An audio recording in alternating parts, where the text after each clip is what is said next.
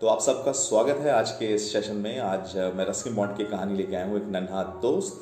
और बहुत ही प्यारी कहानी है। हर रोज़ की तरह हम पहले राइटर के बारे में जानेंगे, वो कौन है, वो क्या करते हैं और उन्होंने कितनी कहानियाँ लिखी हैं। तो रस्किन बॉन्ड का जन्म 19 मई 1934, बीते दिनों ही उनका मतलब बर्थडे आने वाला है उनका। अंग्रेजी भाषा के एक विश्व प्रसिद्ध भारतीय लेखक हैं और 1934 में इनका जन्म हिमाचल प्रदेश के कसौली में हुआ था। उनके पिता रॉयल एयर फोर्स में थे।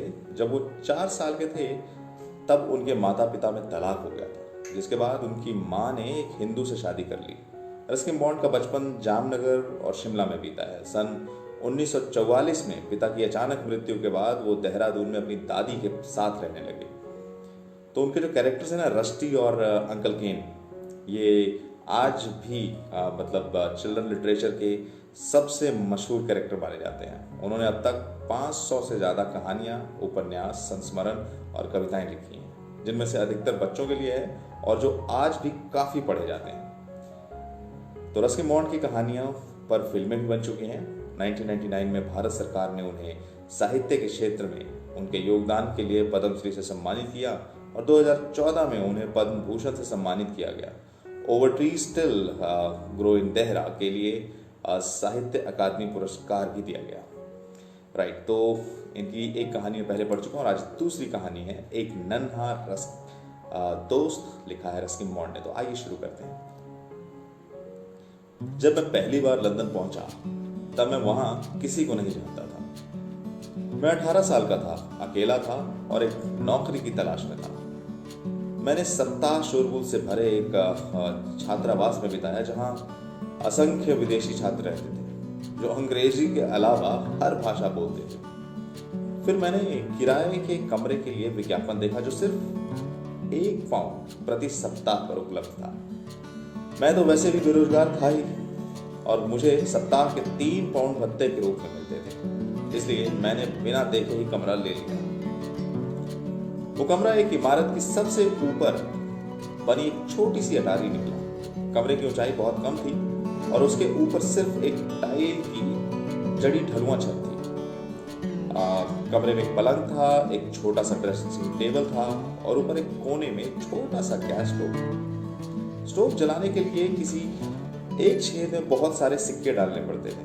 नवंबर का महीना था और ठंड थी, तो मेरे पास सिक्के खत्म होने लगे थे।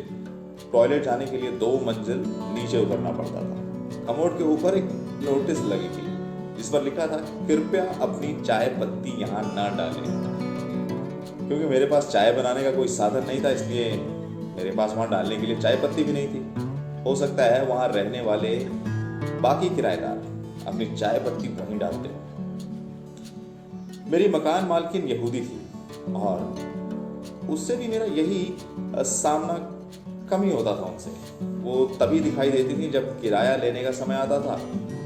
वो एक पॉलिश शरणार्थी थी और मुझे लगता है कि युद्ध के समय यूरोप में उसे बहुत मुश्किल समय का सामना करना पड़ा।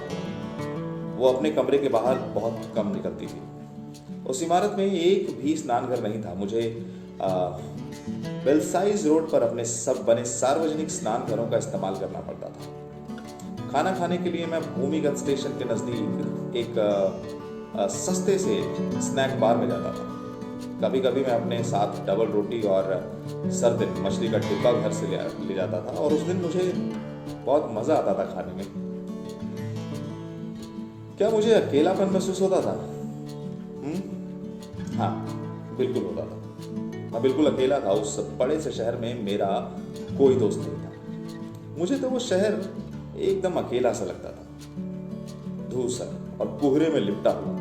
हर रोज नौकरी के लिए रोजगार कार्यालय का चक्कर लगाता था। आखिर 2 हफ्ते बाद मुझे एक बड़ी सी किराने की दुकान में लेजर क्लर्क की नौकरी मिल गई। वेतन 5 पाउंड प्रति हफ्ता। मैं अमीर हो गया था। कम से कम अब रोज बीन्स और टोस्ट से के बदले ढंग का खाना तो खा सकता था। मैंने हैम और चीज खरीदी और फिर सैंडविच और सस्ती शहरी के साथ नौकरी मिलने का जश्न मनाया। कुछ ही देर में मेरे कमरे का फर्श डबल रोटी के चूरे से भर गया। मेरी मकान मालकिन को यह बात पसंद नहीं आने वाली थी। मैं उठकर फर्श साफ करने वाला ही था कि मुझे चूह चूह की आवाज आई। मैंने देखा कि एक नन्हा सा चूहा चीज के एक छोटे से टुकड़े को मुंह में दबाए फर्श पर दौड़ लगा रहा था। पूरे कमरे को पार करके वो ड्रेसिंग टेबल के पीछे कहीं गायब हो गया। मैंने निश्चय किया कि मैं उस चूहे को साफ नहीं करूंगा, उस चूहे को ही खाने दूंगा। तुम्हें कोई चीज तो नहीं चाहिए? हाँ, तुम्हें चाहिए होगी, तुम भी तब भी उसे बर्बाद करोगे। मेरी दादी कहा करती थी ये। मुझे चूहा दोबारा नहीं दिखा, लेकिन जब मैं बत्ती बुझाकर सोने चला गया तो मुझे कमरे में उसके इधर से उधर भागने की आवाज आ रही थी। बीच बीच में वो चू चू भी सुनाई दे रही थी, शायद पेट भर जाने के कारण संतुष्टि भरी। चलो, कम से कम मुझे जश्न अकेले तो नहीं मनाना पड़ा। मैंने अपने आप से कहा, कोई साथ न होने से तो अच्छा है कि एक चूहे का ही साथ भला। मैं सुबह ही काम पर निकल गया और मेरी गैर मौजूदगी में मकान मालकिन ने मेरा कमरा साफ करवा दिया। जब मैं लौटा तो मैंने ड्रेसिंग टेबल पर एक नोट रखा हुआ देखा जिस पर लिखा था, कृपया फर्श पर खाने की चीजें न बिखेरें। वो ठीक कह रही थी। मेरा साथी फर्श पर गिरे चूरे से बेहतर का अधिकारी था, इसलिए मैंने एक खाली साबुनदानी में कुछ बिस्कुट के टुकड़े डाले और उसे ड्रेसिंग टेबल के पास रख दिया। लेकिन पता नहीं क्यों वो साबुनदानी के पास भी नहीं गया। मैं काफी देर तक उसके आने का इंतजार में जगता रहा और जब वो आया तो कमरे में हर कोने में घूमा, मेरे बिस्तर के पास भी आया, लेकिन साबुनदानी के पास नहीं फटका। शायद उसे उसका चटक गुलाबी रंग पसंद नहीं आ रहा था। मुझे तो एक वैज्ञानिक ने बताया था कि चूहों में रंगों में अंतर नहीं कर सकते और उनके लिए गुलाबी साबुनदानी और नीली साबुनदानी में कोई फर्क नहीं थी मैं, लेकिन मुझे लगता है कि वो वैज्ञानिक गलत कह रहा था। अक्सर उन्हें फर्क समझ में आ जाता है। मैं नहीं जानता था कि मेरा चूहा नर था या मादा, लेकिन मेरा मन कह रहा था कि मेरी तरह वो भी कुंवारा था। यदि मादा होती तो अपने परिवार के साथ रहती, ये तो निश्चित रूप से अकेला था। मैंने साबुनदानी हटा दी।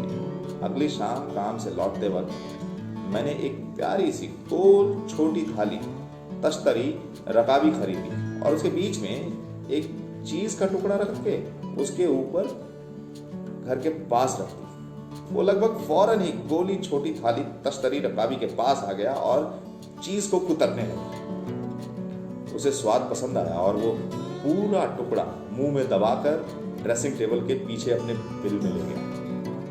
ये चूहा तो बहुत नखरे वाला निकला। उसे साबुनदानी पसंद नहीं आई, उसे तो चाइनीज डिजाइन वाली गोल छोटी थाली तश्तरी रकाबी चाहिए थी। एक समय के बाद हम खुद अपनी सुरक्षा का ध्यान रखने लगे हैं। लंदन में मई की शुरुआत में ही गर्मी पड़ने लगती है।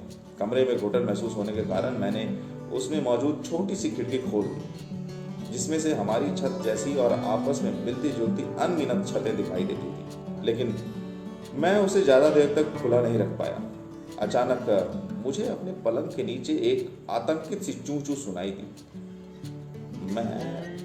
मेरा साथी चूहा वहां से निकलकर ड्रेसिंग टेबल के पीछे सुरक्षित स्थान की ओर गया।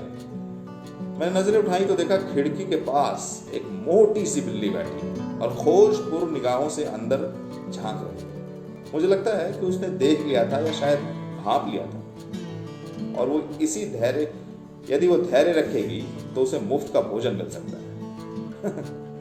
बिल्लियों के लिए यहाँ मुफ्त भोजन उपलब्ध नहीं है, मैंने कहा। हाँ, फिर मैंने खिड़की बंद कर दी और दोबारा खोली भी नहीं। सप्ताहांत में मैं शहर घूमने को निकला था। कभी कभी उपनगरीय सिनेमा हॉल में फिल्म देखने भी चला जाता था, लेकिन वहां टिकटें सस्ती होती थी ना, इसलिए। लेकिन बाकी के पूरे हफ्ते में शाम के समय घर पे ही रहता था और अपने उपन्यास पर काम करता था। जो मैं इंडिया में हुए अपने अनुभवों के बारे में लिख रहा था। कभी कभी मैं अपनी नोटबुक में कुछ अंश जोर से पढ़ने भी लगता था। चूहा बहुत अच्छा श्रोता तो नहीं था, क्योंकि वो बहुत देर तक एक स्थान पर रहता ही नहीं था, लेकिन अब उसे मुझ पर इतना भरोसा तो हो ही गया था कि वो मेरी उंगलियों के बीच से डबल रोटी का चीज का टुकड़ा ले लेता और अगर मैं अपने उपन्यास पर ज्यादा वक्त बिताता तो वो चू चू करके मुझे अपनी मौजूदगी का एहसास दिलाता, जैसे कि मुझे अपनी किसी आवश्यकता पर ध्यान न देने के लिए डांट रहा। और फिर वो दिन आया जब उस लोन रेंजर से जुदा होने के बारे में विचार करना था, यानी कि मुझे उस कमरे को छोड़कर जाना था। वेतन में मामूली सी बढ़त और बीबीसी रेडियो से अपनी 2 कहानियों के पारिश्रमिक का चेक, इन दोनों बातों का मतलब था कि अब रहने के लिए एक बड़ी और बेहतर जगह की तलाश कर सकता था। मेरी मकान मालकिन को मेरे जाने का दुख था, क्योंकि अपने लापरवाह रहन सहन के बावजूद मैं किराया समय पर देता था। और वो नन्हा सा चूहा क्या वो भी मेरे जाने से दुखी होगा? अब उसे अपने लिए भोजन का इंतजाम करने के लिए दूर जाना पड़ेगा, और हो सकता है कि अगले किराएदार को चूहों के बजाय बिल्लियां पसंद हो। लेकिन ये मेरी चिंता का विषय नहीं था। इंसानों के विपरीत चूहे भविष्य की चिंता नहीं करते, ना अपने भविष्य की, न दुनिया की। इस समस्या का समाधान कुछ हद तक दूसरे किराएदार के आने से मिल गया। कोई इंसान नहीं, बल्कि एक और चूहा, शायद मादा, क्योंकि वो मेरे साथी चूहे से कुछ छोटी लेकिन ज्यादा प्यारी थी। कमरा छोड़ने के 2 दिन पहले जब मैं शाम को घर पहुंचा तो मैंने दोनों को पूरे कमरे में दौड़ लगाते देखा, मस्ती से खेलते कूदते देखा। क्या ये उनके बीच का प्यार था? मुझे थोड़ी सी ईर्ष्या हुई। मेरे रूममेट को एक साथी मिल गया था, जबकि मैं अभी भी अकेला था। लेकिन जब मैं कमरा छोड़कर जाने लगा तो मैंने इस बात का ध्यान रखा कि उनके खाने के लिए बिस्कुट और रस्क का इतना चूरा छोड़ जाऊं कि 1 महीने तक उन्हें परेशानी ना हो, बशर्ते हमारी मकान मालकिन को वो पहले न दिख जाए। मैंने अपना पुराना व घिसा हुआ सूटकेस पैक किया और उस छोटी सी अटारी से बाहर निकल गया। जैसे जैसे हम जिंदगी के सफर में आगे बढ़ते हैं, हमारे नए पुराने दोस्त अक्सर पीछे छूट जाते हैं। फिर कभी न मिलने के लिए। कभी कभी हमारे जीवन में ऐसा समय आता है जब हम बिल्कुल अकेले होते हैं और हमारे एक दोस्त की जरूरत की महसूस होती है। कोई ऐसा जो खाली उदास कमरे में लौटने पर हमारा इंतजार कर रहा हो। और ऐसे समय में एक नन्हे से चूहे के होने से भी बहुत फर्क पड़ता है।